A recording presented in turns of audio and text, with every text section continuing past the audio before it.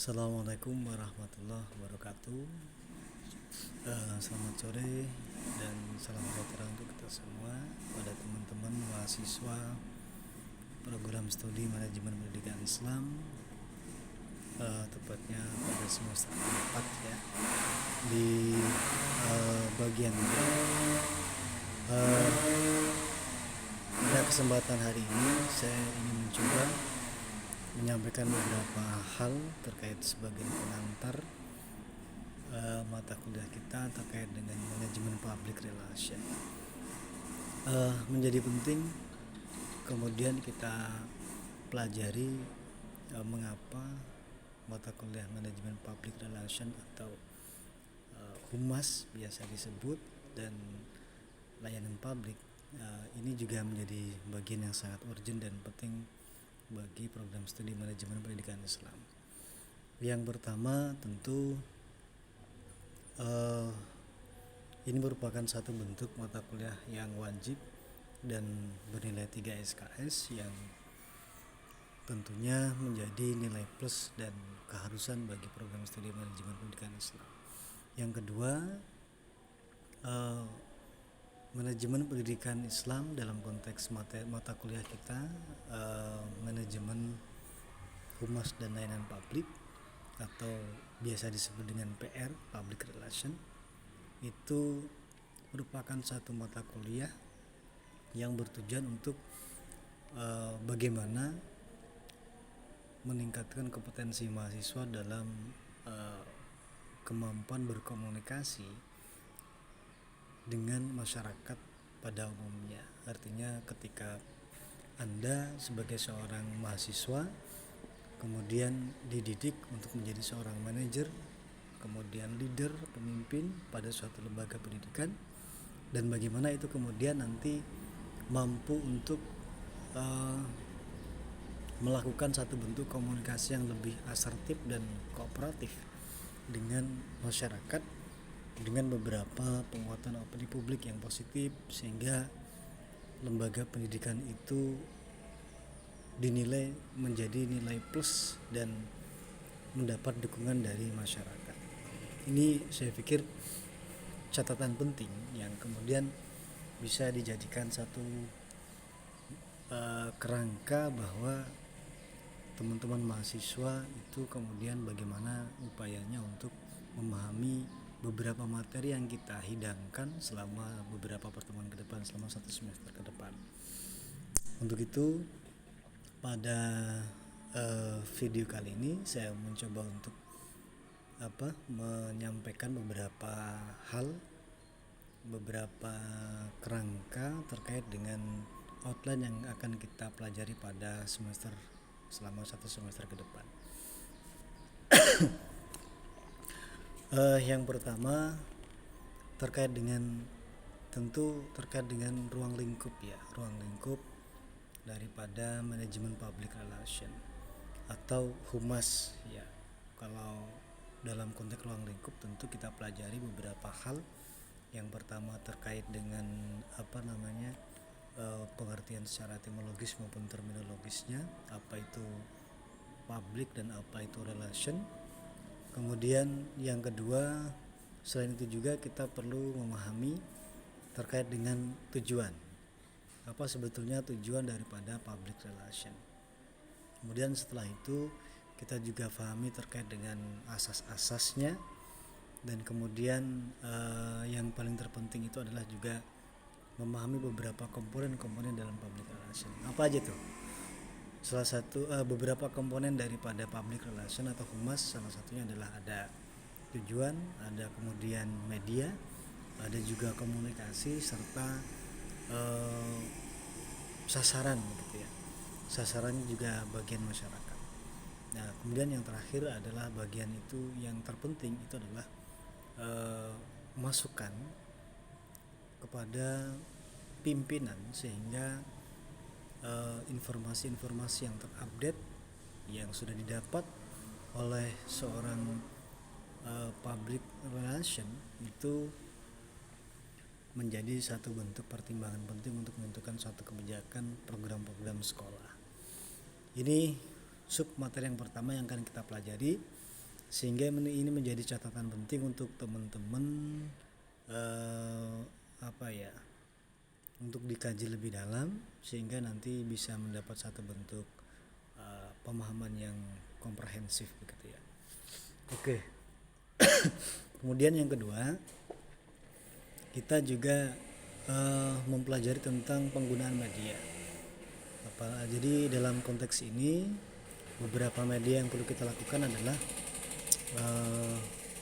banyak menggunakan beberapa media offline maupun online, yang tentu kita juga sangat perlu update dengan beberapa media yang harus kita gunakan pada hari ini. Misalnya media online, media offline. Akan tapi pada materi ini sebetulnya yang pertama kita membahas pada satu pengertian media itu sendiri. Kemudian jenis-jenis media, ada visual, ada audio visual, bahkan ada media online gitu. Kemudian ada media cetak, massa, dan seterusnya dalam konteks beberapa pendekatan yang berbeda. Kemudian yang perlu saya sampaikan juga terkait dengan penggunaan media, ini harapan saya teman-teman mahasiswa juga yang memiliki tugas pada materi ini nanti bisa untuk lebih fokus pada bagaimana teman-teman bisa membuat suatu buletin yang bisa di-online-kan begitu ya, atau bisa jadi majalah sekolah atau buletin sekolah. Jadi dengan salah satu bentuk bekal yang akan kita diskusikan ke depan, tentu ini terkait dengan sangat erat kaitannya dan relevan dengan ilmu jurnalistik ya. Jadi kalau kita nyusun berita, jadi setiap agenda-agenda kegiatan itu dipublish di publik dan diberitakan di beberapa media massa. Ini juga akan bisa mempengaruhi satu bentuk opini publik positif dan menjadi citra positif pada institusi lembaga pendidikan yang kita bina. Ini tentu menjadi perhatian penting bagi setiap leader atau pemimpin untuk membangun satu bentuk komunikasi dengan masyarakat walaupun tidak harus bertemu kalau hari ini kan bisa lewat online ya. Oke, kemudian itu terkait media ya. Jadi harapan saya nanti teman-teman bisa untuk mencoba untuk mempelajari bagaimana dan langkah-langkah untuk menyusun suatu buletin ataupun menyusun suatu majalah sekolah. Ini menjadi penting. Dan ini saya pikir inovasi yang harus Anda lakukan ketika Anda mengabdi ataupun melakukan satu bentuk pengabdian keilmuan Anda di lembaga pendidikan. Oke, itu yang kedua. Yang ketiga, kita belajar juga terkait dengan teori ya, dengan teori-teori komunikasi. Jadi ketika bicara teori komunikasi, ada beberapa teori komunikasi yang perlu difahami teman-teman. Salah satunya adalah teori komunikasi Laswell misalnya. Ada juga teori linier misalnya. Ada juga beberapa teori yang lain, sehingga ini menjadi kerangka berpikir yang proporsional ketika melakukan satu bentuk-bentuk komunikasi. Terus apa itu tujuan daripada kita kok harus memahami teori komunikasi? Teori itu kita pahami dengan tujuan adalah bagaimana kita akan mengetahui sesuatu peristiwa-peristiwa yang terjadi pada masa lalu, sehingga itu menjadi satu bentuk yang sudah diteliti dan dimunculkan dalam suatu bentuk teori, sehingga sangat memungkinkan dengan kita mempelajari teori kita akan mengerti dan memahami efek-efek atau sesuatu yang akan terjadi di masa yang akan datang. Misalnya teori linier misalnya, itu komponennya apa saja, kemudian siapa yang menemukan, kemudian kapan ditemukan, dan kemudian substansinya apa. Dan memungkinkan ketika bicara komunikasi itu juga akan kita bertemu dengan proses yang bisa jadi sama atau bahkan berbeda. Nah ini ketika di masyarakat kita akan berkomunikasi, memungkinkan kita mencoba untuk menghubungkan realitas masyarakat itu dengan beberapa teori-teori yang sudah ada. Ini tugas kita sehingga pemahaman kognitif kita lebih kuat begitu ya. Itu yang materi kita yang ketiga. Kemudian materi kita yang keempat adalah terkait dengan opini publik ya. Jadi opini publik ini dimanakan sebagai suatu apa ya, opini itu pendapat, kemudian ide, gagasan, publik itu masyarakat begitu, orang banyak. Jadi ketika bicara opini publik ini tentu erat kaitannya dengan pandangan masyarakat banyak. Maka dalam konteks ini sangat penting difahami untuk teman-teman bahwa ketika bicara opini publik itu kita pelajari terkait dengan media apa yang tepat kita gunakan untuk penguatan media pembangunan opini publik itu. Kemudian yang kedua, kita juga bisa memahami dulu pengertian secara etimologis dan terminologis apa itu opini publik. Kemudian selanjutnya kita juga pahami tujuan opini publik. Yang ketiga kita juga pahami terkait dengan langkah-langkah bagaimana kita menggunakan satu bentuk media untuk membangun satu bentuk opini publik yang positif sehingga memberikan satu efek citra positif pada suatu institusi pendidikan. Ini tentu tugas seorang leader atau tugas seorang pimpinan yang sangat penting, sehingga tanpa seorang pimpinan itu menyampaikan dan bertemu langsung, akan tetapi masyarakat dan publik itu sudah menyampaikan, sudah memahami secara proporsional siapa dan apa programnya dan bagaimana langkah-langkahnya dan bagaimana perkembangannya, itu masyarakat bisa memahami.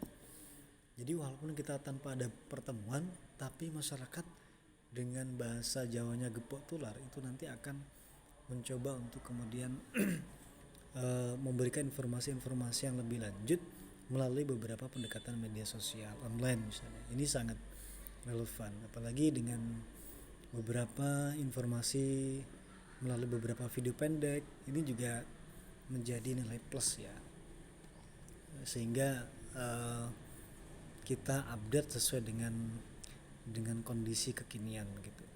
Oke, kemudian yang terakhir nanti kita juga sampaikan terkait dengan materi kampanye pendidikan gitu. Jadi ketika kita udah bicara dan pahami terkait dengan apa itu public relation, kemudian komponennya apa, media yang tepat kita gunakan apa, kemudian kita juga bagaimana memahami teori komunikasi, kita juga sudah paham terkait dengan bagaimana caranya kita untuk membangun satu bentuk opini publik yang positif. Kemudian baru kita juga menyasar pada target kita, yakni masyarakat, agar supaya lebih percaya pada kita. Maka salah satunya adalah bagaimana kita memiliki strategi terkait dengan kampanye pendidikan. Bicara kampanye ini bukan relevansinya dengan politik, akan tetapi kita bahasanya bagaimana tujuan kampanye ini adalah bagaimana masyarakat itu lebih percaya dan kemudian lebih yakin, mendukung, dan kemudian juga lebih memberikan satu bentuk upaya yang relevan dengan dan sinergi dengan beberapa program-program di sekolah atau di institusi pendidikan kita. Nah, ini menjadi challenge ya bagi kita supaya kemudian masyarakat itu bisa yakin begitu ya, dia yakin dengan satu lembaga pendidikan yang kita bina. Maka bicara kampanye pendidikan tentu ada media yang digunakan apakah media cetak atau media massa atau media online, itu juga penting. Kemudian sasarannya siapa, strateginya bagaimana, kemudian juga bicara terkait dengan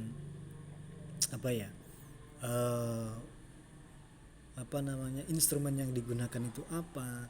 Ini menjadi penting sehingga kemudian masyarakat itu betul-betul mantap, yakin memilih lembaga pendidikan kita sebagai pendidikan alternatif kekinian yang tepat bagi pendidikan anak dan pendidikan keluarga mereka. Ini ini tidak sesuatu yang tidak gampang teman-teman mahasiswa. Jadi ini butuh satu bentuk penguatan kompetensi dan secara teoritis maupun secara aplikatif. Maka untuk itu pendekatan dalam mata kuliah kita ini, harapan saya nanti teman-teman juga membuat satu bentuk video pendek seperti ini yang mungkin yang harapan saya juga lebih didesain dengan yang lebih rapi dengan beberapa aplikasi yang kekinian, yang update. Kemudian juga harapan saya juga teman-teman juga nanti membuat satu terobosan baru bagaimana bisa menjadi kekhasan teman-teman dalam mata kuliah kita. Salah satunya adalah teman-teman memiliki satu pemahaman terkait dengan misalnya ilmu jurnalistik. Ini sangat penting. Jangan dibayangkan jurnalistik itu sulit, akan tapi sebetulnya jurnalistik sangat mudah. Jadi kuncinya bagaimana kita itu setiap informasi, aktivitas kita itu kita bisa sampaikan melalui beberapa berita. Jadi saya pengen teman-teman itu ketika pas setiap agenda seperti ini, misalnya saya lagi menyampaikan materi seperti ini, teman-teman nanti bisa menyampaikan itu dalam bentuk berita, misalnya words, misalnya apa yang disampaikan, apa materinya hari ini. Kemudian yang kedua, kuncinya 5W1H ya, 5W1H kalau dalam jurnalistik.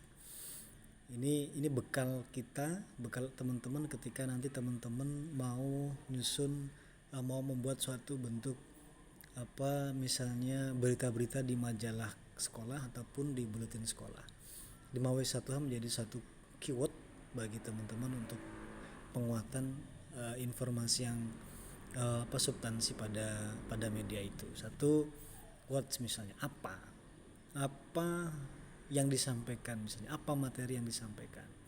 Kemudian who, siapa yang menyampaikan. Kemudian who, siapa lagi yang terlibat misalnya. Kemudian where, di mana beliau menyampaikannya.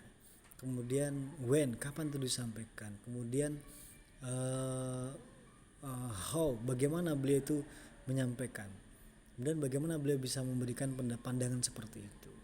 Kemudian yang paling penting words gitu, apa yang disampaikan, sehingga itu bisa menjadi berita yang dibaca kemudian bisa dinikmati oleh orang banyak.